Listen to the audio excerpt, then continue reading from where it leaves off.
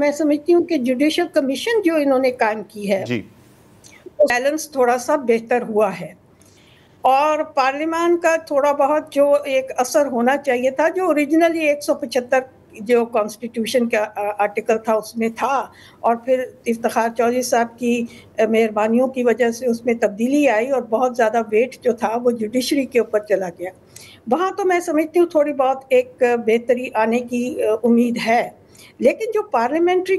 Committee قائم ہوئی ہے، میں سمجھتی ہوں یہ 12 ارکان جو ہیں اس میں ان کو پروپورشنل ریپرزنٹیشن کی بنیاد پر نہیں لانا چاہیے تھا، اس لیے کیونکہ وہاں پر پھر وہی طاقتیں، وہی پارٹیاں زیادہ مقدار میں ہوں گی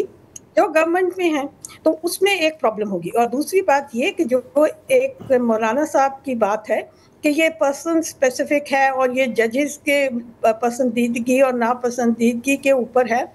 یہ بھی ہمیشہ ہوتا آیا. اگر آپ کو یاد ہو کہ یہ ساری باتیں تو پہلے بھی تھیں، لیکن مجھے بہت افسوس ہوگا اور بہت ڈس اپوائنٹمنٹ ہوگی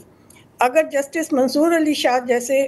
دماغ کو ہم ضائع کر دیں گے، بیکاز یہ ایک بڑا فائن مائنڈ ہے وہ، اور کانسٹیٹیوشنل لا پر ایک عبور ہے. تو میں یہ سمجھتی ہوں کہ اگر یہ فیئرلی دیکھے یہ کمیٹی تو ان کو یہ باتیں دیکھنی چاہیے کہ کہاں بہترین طریقہ کار ہو سکتا ہے کانسٹیٹیوشن کی پروٹیکشن اور ریسپیکٹ کا.